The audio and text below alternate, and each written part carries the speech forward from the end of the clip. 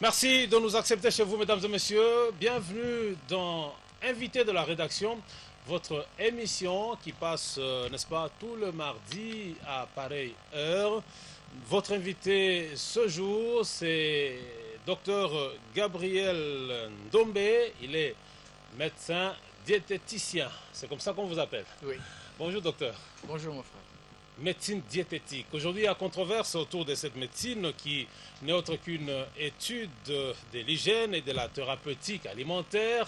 C'est ces métiers qui consistent à équilibrer le régime ou la pratique alimentaire des patients. En tout cas, on va en parler aujourd'hui. Il y en a ceux qui estiment que c'est une médecine dépassée. Il faudrait plutôt s'approprier la médecine moderne. Il y en a ceux qui parlent également de la médecine traditionnelle. Eh bien, aujourd'hui, avec vous, docteur Gabriel, nous allons chercher à comprendre l'importance de la médecine diététique. Est-ce une médecine acceptée sur le plan mondial? C'est quoi d'abord la médecine diététique? Voilà, il faut faire la part des choses. Merci pour votre invitation. Nous sommes là pour éclairer, comme disait le maître Scientia Splendid. La médecine, c'est pas une science. La médecine, c'est un art. Et dans la médecine, il y a l'art de rendre le bien, qui vient du latin medicina, qui signifie rendre le bien. Oui. Celui qui rend le bien, on l'appelle medicus. Medicus, c'est tout celui qui rend le bien à quelqu'un qui en avait manqué, ou bien qu'il avait perdu. Et ensuite, nous avons la diététique et la nutrition, qui sont des techniques pour ce qui est de d'équilibre et la modération dans la consommation. La diététique, tant que science, pour ce qui est de l'équilibre et de la modération dans la consommation alimentaire, vient s'associer comme science de santé à la médecine pour rendre le bien. Et je ne pense pas que l'alimentation que nous consommons aujourd'hui, la gastronomie et la nutrition, la diététique, tout ce mot-là, toutes ces sciences-là sont archaïques. Je ne pense pas, parce que tous nous mangeons jusqu'aujourd'hui.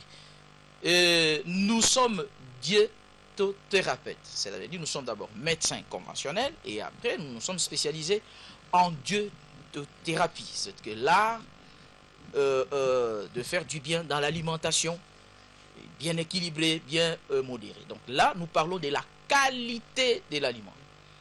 La nutrition, c'est la quantité de l'aliment. Mais nous parlons de la qualité de l'aliment que la personne qui soit malade qu'il est ou qui n'est pas malade doit consommer. Mais à titre préventif, il faut commencer d'abord par la personne qui n'est pas malade. Prévenir, c'est mieux que guérir. Donc après, on pourrait, à titre prophylaxique, prescrire un régime moniteur pouvant aider la personne qui est malade à suivre le principe diétothérapeutique pour sa réussite thérapeutique. Voilà. Oui, dites-moi, Gabriel, vous êtes médecin parce que vous avez suivi un cursus normal à l'université ou vous êtes autoproclamé médecin? On ne s'autoproclame jamais médecin. Celui qui est médecin, c'est celui qui a suivi le cursus normal des 6 ans à l'université. Aujourd'hui, c'est 7 ans. Il fait le 3 ans des biomédicales et le doctorat de 3 ans. Et il va finir par son stage, comme tout étudiant en faculté de médecine. Donc, il y a aussi la médecine physique qui est à 5 ans. Il y a aussi la dentisterie qui va aussi jusqu'à 6 ans. Donc c'est ça en faculté de médecine de l'université de Kinshasa. Donc la diététique, c'est une spécialité? La diététique ou la diétothérapie, c'est une spécialité qui est beaucoup plus anglophone, mais pas du tout francophone, parce que j'ai appris la diétothérapie au Kenya, à l'extension de l'université Andrews, chez les Adventistes du 7e jour, là où j'étais évangéliste pionnier chez nos amis les Adventistes du 7e jour. Est-ce qu'il y a une différence existentielle entre la médecine moderne et la médecine naturelle? Parce qu'il y en a ceux qui disent que la diétothérapeutie, c'est pratiquement la médecine naturelle. Oui, la médecine moderne, je ne sais pas par rapport à quoi, elle est d'abord classique. Chez les Grecs, ils appellent ça la médecine orthodoxe. Ils s'approprient de cette médecine à partir de leur frère Hippocrate, qui est un grand maître, que je respecte bien. Mais dans mes recherches, j'ai découvert que plus grand qu'Hippocrate existerait. Imhotep, c'est lui le père de la médecine classique et conventionnelle africaine. C'est un Égyptien qui a parlé, qui a transmis pédagogiquement cet art aux autres en Égypte. Imhotep. Qui est mal connu malheureusement. Bon, il est mieux connu par ceux qui veulent le chercher, parce que il faut avoir l'esprit de recherche. La curiosité intellectuelle pousse les gens à faire de recherche. Si vous ne faites pas de recherche, vous n'allez pas connaître. Hippocrate, on l'a connu parce qu'il y a le serment d'Hippocrate. Ça, c'est trop européen. Mais il y a d'autres pays européens, même américains, qui ne prestent pas le serment d'Hippocrate. Il y a une déclaration d'Hippocrate ou une déclaration médicale. Voilà. Donc, Imhotep s'est lancé beaucoup plus dans l'architecture, parce que c'est lui qui est même le maître de pyramide de Khéops, c'est lui. Et il a donné cet art à son fils, qui est le dieu de la santé en Égypte. Si vous arrivez en Égypte, aux bibliothèques d'Alexandrie, on va vous offrir une canette qui va vous booster, qu'on appelle l'élixir Imhotep. Les Égyptiens, ils connaissent ça très bien. Tous les Égyptiens, ils connaissent. Et les égyptologues, tous ceux qui veulent connaître Hippocrate, il suffirait seulement d'entrer dans un Carthaginior. Vous tapez Imhotep, il y a toutes les informations sur Imhotep, même dans le dictionnaire. Mais dans une Carthaginior, il y a Imhotep qui est là. Alors, Imhotep s'amène avec une médecine quand? 300 ans avant Hippocrate. Vous voyez? Donc, la transmission de ces connaissances, de cet art, était empirique à l'époque. Parce qu'on a vu que même il y avait des chamans qui étaient de premiers médecins qui s'amenaient avec ces connaissances artistiques. Alors, c'est ainsi que vous allez voir, il y a toute une identité culturelle dans chaque pays liée à cet art de guérir. On va vous parler de la médecine congolaise, de la médecine française, de la médecine coréenne, chinoise. Sur le plan artistique, comme c'est toute une identité culturelle, là, on peut parler de l'empirisme de ces connaissances-là. Voyez. Et maintenant, il y a Hippocrate qui s'amène, qui va classifier ça. Hippocrate descend en Alexandrie, parce qu'il y a l'empire grec qui règne à cette époque, et qui s'en prend aux Égyptiens, qui confisque les livres des Égyptiens, qui part avec en Grèce, et puis ils vont s'imposer avec leur langue, et là, Hippocrate va découvrir la médecine. Et qu'est-ce qu'il dit? Hippocrate dit, faites de ton aliment ta première médecine. Voilà, ça c'est le début d'Hippocrate. Il dit, faites de ton aliment ta première médecine. Donc, Hippocrate qui s'amène avec une connaissance purement empirique, qui va transmettre à ses disciples, évolue ainsi. Et la première expérience d'Hippocrate n'était pas liée à un médicament. D'abord, Hippocrate était contre le médicament. Hippocrate, à son époque, a fait une décoction d'une plante qu'on appelle la salle. Et avec le temps, nous avons eu, chez les Allemands, l'acide acétylsalicylique. Donc, le molécule isolé synthétiquement de la plante, qui est la salle, nous a donné l'acide acétylsalicylique que nous appelons, comme générique, aspirine. Vous voyez, donc, Hippocrate parle de l'alimentation comme la troisième médecine, et il propose que les gens mangent pour vivre. Et il vous propose la phytothérapie comme moyen thérapeutique. Il n'y a pas seulement l'alimentation ou la diététique. Hippocrate s'amène aussi avec la phytothérapie, ce qui est phyto signifie plante. Et il s'amène avec une plante et il fait une décoction contre les inflammations de l'époque. Et ça a réussi. Et à notre époque, vers 1900, 1800 je crois, voilà, on va moderniser la salle. Moderniser, qu'est-ce que ça dit? C'est-à-dire que synthétiser, isoler le molécule de la salle pour en faire un acide acétylsalicylique qui est un anti-inflammatoire non stéroïdien, mais qui a eu des effets secondaires néfastes sur le sphère digestif, ça tu le sais, avec des problèmes des ulcères gastriques. Si on peut faire le bilan de la destruction majeure du tube digestif des Congolais par cet acide acétylsalicylique, on découvrira beaucoup de gens qui ont des problèmes de gastrite chronique, problèmes sérieux des ulcères, causés par cet acide. Qui a fait mieux? Celui qui a laissé la salle dans son état naturel et faire une décoction pour donner sans effet secondaire, ou bien celui qui a isolé l'acide acétylsalicylique pour donner et avoir des effets secondaires qu'on a eu. Donc je ne dirais pas que la salle n'a pas des éléments chimiques toxiques.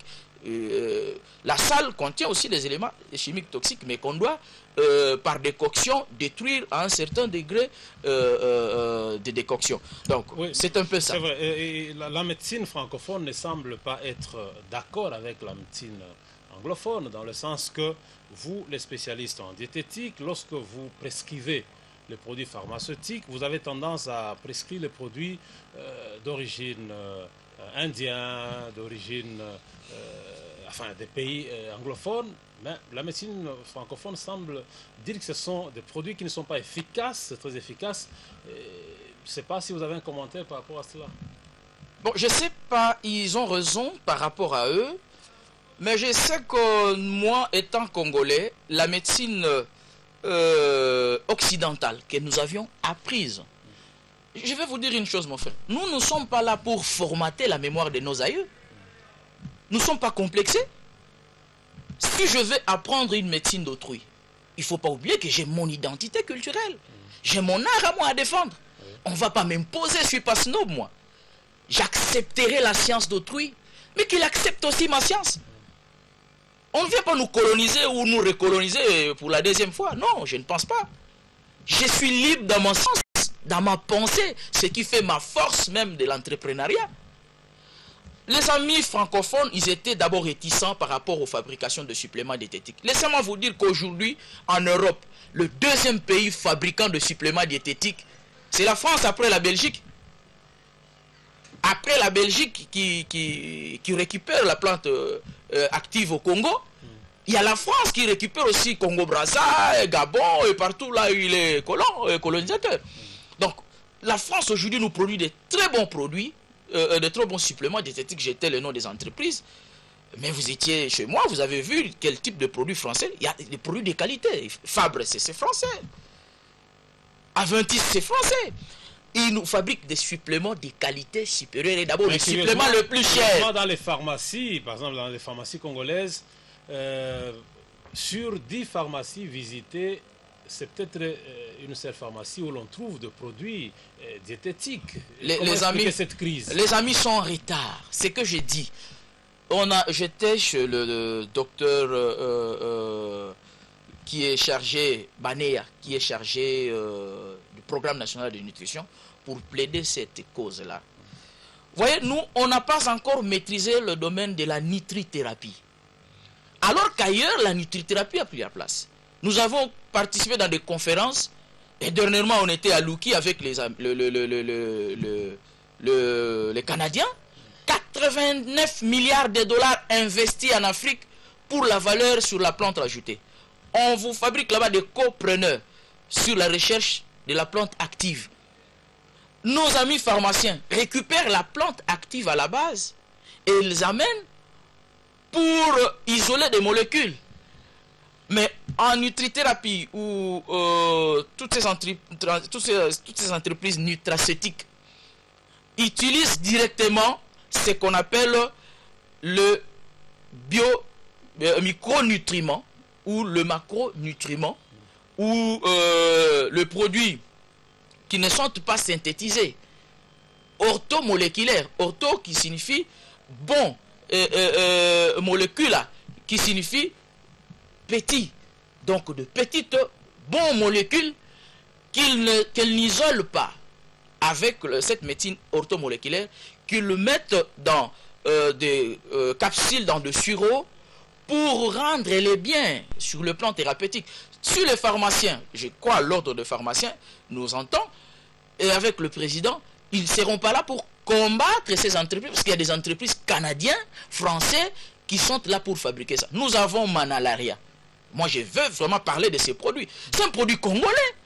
C'est un supplément diététique venant de Mayumbe là-bas. C'est un pharmacien congolais. Nous avons Papa Ntondele, paix à son âme. Nous a laissé beaucoup de produits. Le produit phare de Papa Ntondele, c'est Méamycine. Méamycine, c'est un supplément diététique. Mais on n'a pas sensibilisé la population pour ça. Ils ont sensibilisé parce que faible. Aujourd'hui, il y a Braza qui, tous les médecins qui prescrivent le Méamycine. C'est très bien pour la désintoxication, contre le saprofite et le protozoaire. C'est un produit que moi je prends aussi, même contre l'empoisonnement. C'est un très bon produit. Donc, nos pharmaciens doivent s'adapter à mettre en place des industries de fabrication de suppléments diététiques parce que on nous impose ça. Partout dans le monde, des grandes entreprises pharmaceutiques sont en train de mettre en place des entités nitracétiques pour fabriquer des suppléments diététiques. D'ailleurs, on était dans le synthétique, on a dit que le synthétique, des effets secondaires très néfastes, on est allé dans le générique. Mais le générique, c'est plus dangereux encore, et ça coûte trop cher. Je vais vous dire une chose, vous savez mon frère, il y a un médicament pour combattre les hépatites virales, au nom de Sovaldi. Sovaldi vous coûte dans les 86 000 $. Qui peut acheter ces produits-là contre les hépatites? Mais vous avez un produit simple, un nutriment simple, un Life 50D, un produit venant de l'Himalaya, qui vous coûte dans les 15 $, par exemple. Mais qui peut aider une personne dans son traitement palliatif, d'accompagnement et à trouver solution. Un supplément diététique. Seulement où ça guérit en même temps. Non, les hépatites virales, je veux vous dire qu'en médecine conventionnelle et classique, il n'y a pas de produit qui peut guérir. Il n'y a que des palliatifs qui s'amènent dans un traitement d'accompagnement. Mais je sais, étant que chercheur, j'ai expérimenté. D'ailleurs là, nous aurons une conférence avec des amis sur la prise en charge des hépatites. Un tradithérapeute pharmacien et plutôt infirmier A1 de son état a fabriqué de boules à base de foie de chèvre ou de bouc mélangées avec des feuilles qu'il lui connaissait très bien pour combattre les acides. Et il y avait un foie sclérosé qui avait de la cirrhose, un ventre ballonnant. Le monsieur, en 48 heures, avait un ventre plat. Moi, je lui ai dit que mais ça c'est formidable parce qu'il faut de ponction et ça va continuer à suinter. Mais avec des résultats comme ça, si on peut trouver des plantes qui peuvent régénérer le foie, ce serait plus mieux. Et là, qu'est-ce qu'il va m'expliquer? Il dit, lui, il met en place le produit à base, le produit qui excite les cellules souches adultes. Nos confrères le savent très bien, que nous parle seulement sur le plan de la thérapie basée sur le génome ou génétique. On utilise les cellules souches embryonnaires. Mais l'éthique, même la morale, ne nous permet pas de faire ces choses-là. Et tant que médecin, moi je crois que avec une probité, je ne peux pas aller soutirer une cellule souche qui est l'embryon humain pour aller injecter à une personne qui doit être guérie par la mort d'un autre. Donc, ça veut dire qu'on tue une autre personne pour aller ressusciter une autre personne. Moi, je crois que ce n'est pas normal déjà. Ce n'est pas une bonne façon de rendre le bien. Mais celui-ci, il me dit, il a un produit qui excite les cellules souches adultes qui vivent dans la moelle épinière, à quitter la moelle épinière pour atteindre le sang et aller renouveler, régénérer les cellules de l'organe détruit. Vous savez, même le petit bébé a des cellules souches adultes. Et c'est scientifique. C'est scientifique, c'est prouvé dans les recherches aux États-Unis, en Suisse. Et on va faire une conférence sur ça. Et ils ont découvert qu'il y a des plantes, une algue américaine, alfalfa. C'est cette algue qui excite à 28% les cellules souches adultes pour aller renforcer les cellules détruites d'un organe quelconque et le régénère. Et il dit que dans les recherches qu'ils ont fait, c'est chaque jour que nous régénérons à partir de ces cellules souches adultes. Donc, oui, d'accord, docteur. Moi, dans mes recherches, lorsque j'apprendrai que vous étiez diététicien, j'ai cherché à vous rencontrer. Et quand je suis venu pour vous donner l'invitation pour cette émission, je pensais vous trouver dans un grand restaurant diététique. Je pensais vous trouver dans une polyclinique avec des machines sophistiquées. Mais j'étais déçu parce que je n'ai pas trouvé ce que je pensais. Est-ce que votre médecine, c'est dans votre mallette ou c'est le cadre qui vous manque? Non. Celui qui peut venir chez nous, il trouvera que nous avions tout préparé pour défendre la cause qui est la nôtre. Nous avions eu 2 restaurants diétothérapeutiques sur la 7e rue. Le restaurant ABC Medekina, nous avons des images ici, sur place même dans la carte mémoire. C'était l'un des rares restaurants de l'Afrique centrale parce qu'on recevait même les Français qui venaient manger là-bas.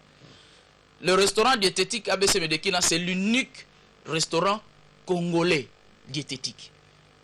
Parce que tout le restaurant que nous avons, c'est basé sur la couleur, la saveur, l'arôme, le bon aloi et tout ça. Là, nous sommes dans l'histoire. Hein. Voilà, donc le restaurant, on en a fait. Vous allez me poser la question, pourquoi on a arrêté? C'est pourquoi je dis. Oui, c'est ce que on a ouvert 2 restaurants diététiques. Nous avons l'histoire.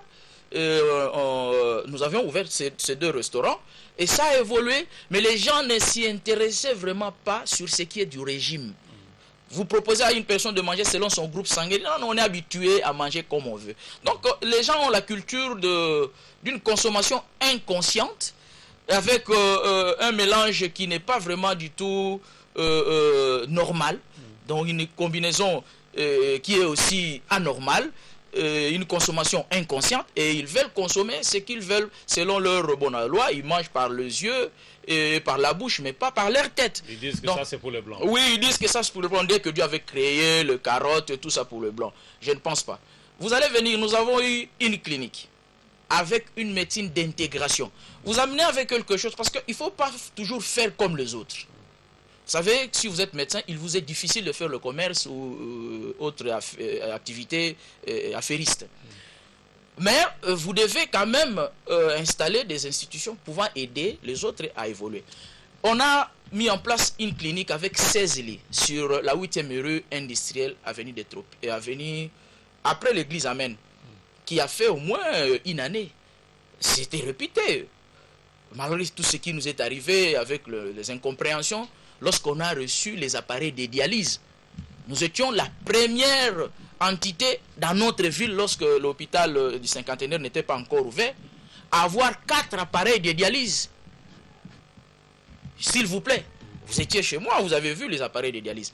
4 appareils de dialyse, et ça créait la haine, une misanthropie véreuse, je ne sais pas pourquoi, au lieu de soutenir ce que nous avions fait, parce qu'on était en France, au Luxembourg, dans une conférence sur la télémédecine, il y a le docteur Samuel qui est allé représenter ABC Medekina là-bas, qui a exposé sur la télémédecine, et le professeur était étonné. Est-ce que chez vous, vous pensez à ça? On a su que les Indiens disent non, on commence déjà à faire ça, et on a fait des contrats avec l'hôpital d'Evry à Mousseau, à la rue Henri Dinan, et ils nous ont dit, ils vont nous aider à avoir les appareils de dialyse. On a payé la caution, on nous a remis 4 appareils de dialyse, s'il vous plaît. Nous nous sommes amenés avec 4 appareils de dialyse ici au Congo, et nous étions la première entité.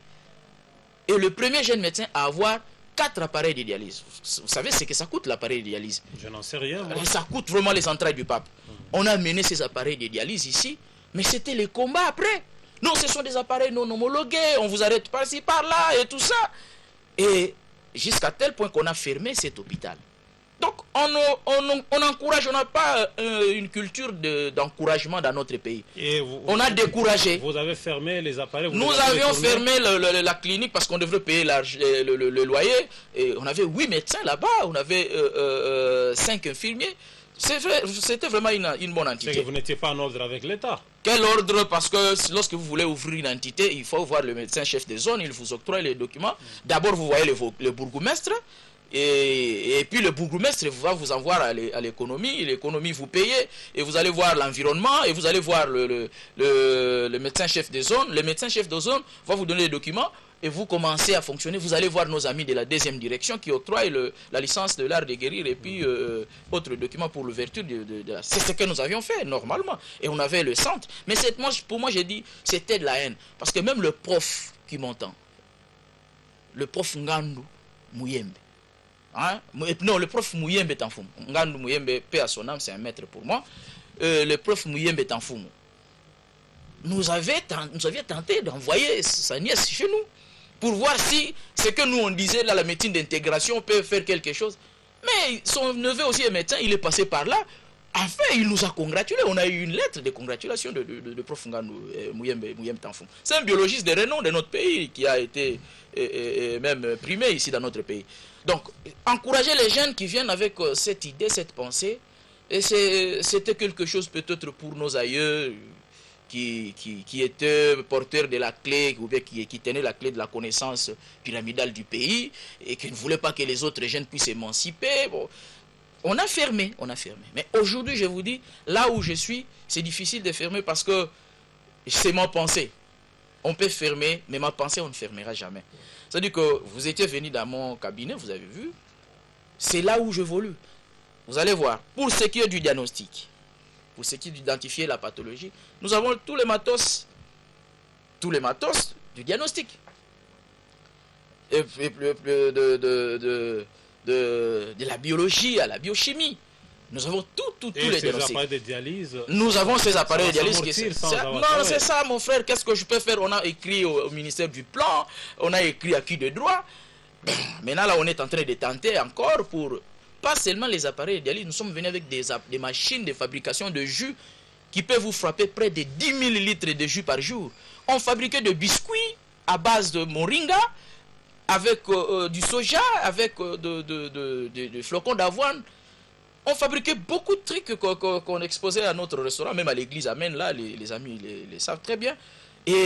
Mais comme ça, là, on nous a découragés. Mais avec ce que nous sommes en train de faire, nous avons eu notre ONG, parce que nous sommes aussi TEVAD, Terre Vie d'hier, aujourd'hui et demain. C'est dans TEVAD que nous sommes en train de nous débattre pour la recherche avec nos amis de la deuxième direction, Papa Mamona, et surtout avec le centre de recherche Africa, et ainsi que BDA, des Canadiens, qu'on appelle le Bio-Development Africa. Nous sommes en train de travailler avec eux sur la valeur de la plante ajoutée. Et c'est là où maintenant nous évoluons dans notre cabinet. Notre cabinet est classique et conventionnel parce que nous sommes nous-mêmes classiques et conventionnels. Nous avions appris auprès de maîtres très, très intelligents et très sages aussi. Et nous ajoutons des connaissances extra-universitaires pouvant nous aider à essayer un peu de changer le donne. Donc, aucune personne ou aucun médecin ne peut dire qu'il guérira toutes les maladies du Congo. Donc, il y a toute une complémentarité dans l'art de guérir qui s'accouple avec des techniques médicaux ou médicales plutôt, de soins. Donc, c'est un peu ça, ce que je peux... Nous ne sommes pas tradithérapeutes comme on peut le croire. Nous recherchons dans la valeur de la plante ajoutée. C'est comme tout le monde, comme nos pharmaciens. Nos pharmaciens sont ceux qui manipulent mieux les plantes que nous. Ce sont des tradis. Je ne sais pas moi, qu'est-ce que vous allez me dire? Parce que la plante, c'est leur pièce maîtresse. Voilà, mesdames et messieurs, c'est sur cette note que nous terminons cette émission. Nous recevions pour vous Dr Gabriel Ndombe. Il est médecin diététicien. Et nous parlions justement de cette médecine qui est peu connue dans le monde, pourquoi pas, j'allais dire, qui est peu connue en Afrique et surtout en RDC. Et pourtant, c'est une médecine qui contribue à notre santé. On sait qu'il s'agit bien d'un complément alimentaire. Nous pensons vous retrouver prochainement pour un autre numéro de Invité de la rédaction. Il ne reste qu'à dire merci au docteur Gabriel. Merci beaucoup à vous. Merci, et amis téléspectateurs. Restez donc scotchés sur la RTGA pour la suite de notre programmation. Portez-vous bien.